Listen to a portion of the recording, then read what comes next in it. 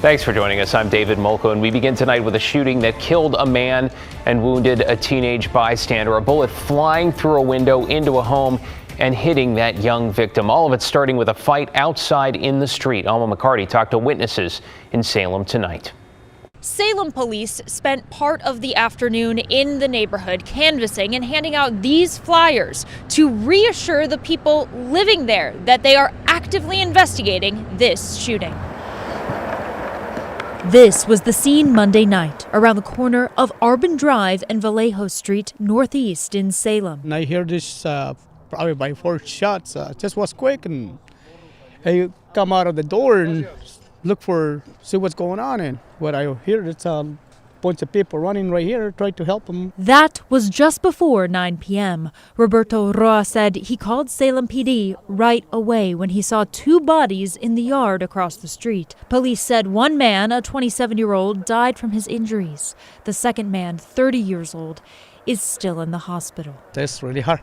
Officers say a third victim, a teenage bystander inside of her home, was also hit during the gunfight. A fight that erupted after a dispute between several men gathered in the street. That's the girl right there with my neighbor, and they say they shot right there from the window. They got hurt. She's expected to recover. Less than 24 hours later, officers with the Community Action Unit went door to door, talking with neighbors and answering questions. A spokesperson with the department said this engagement after a crime like this is essential to build trust and understanding. Living right here since 97. Those kids, they grow up right here with me. I was watching all the time.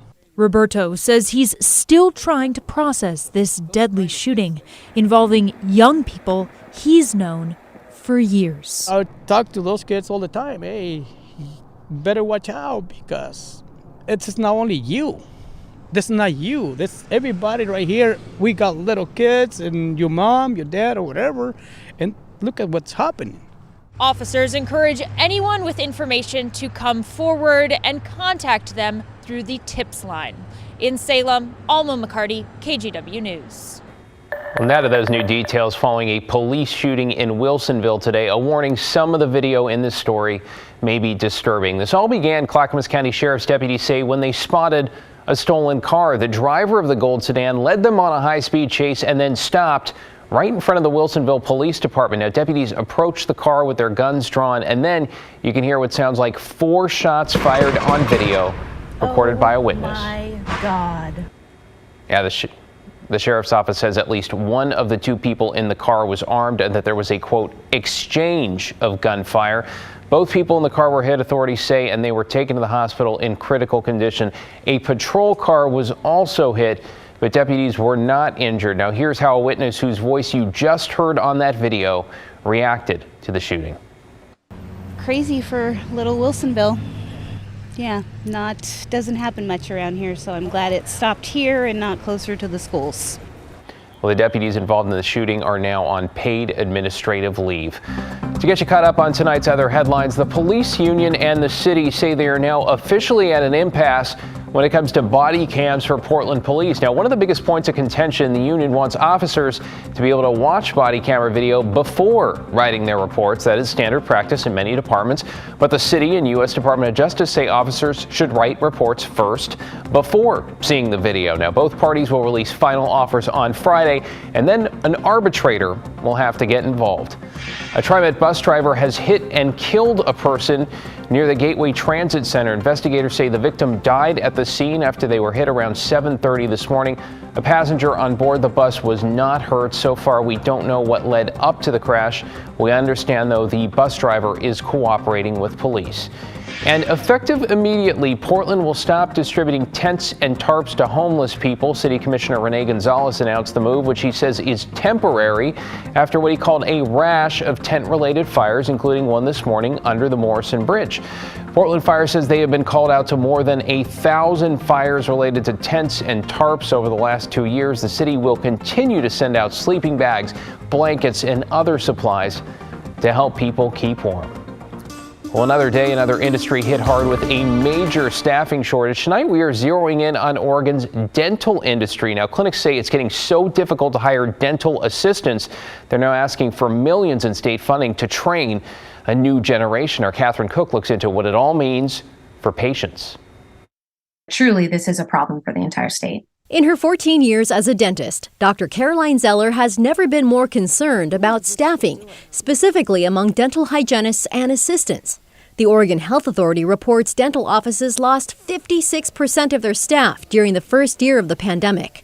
For perspective, physicians' offices lost 11%. We see the effects of it already, and it's putting us back. Patients are having to wait a lot longer, patients that have infected teeth, patients that are in pain. The problem, according to many in the industry, is not enough aspiring dental care professionals in the pipeline. That's where House Bill 2979 comes in.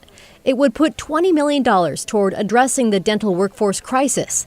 The money would fund various training and education programs for college and high school students, as well as on-the-job training. It would also expand existing incentives for dental professionals serving in high-need areas. I can speak to how difficult it is to hire a dental assistant because I've had ads out for the last 3 years without much success.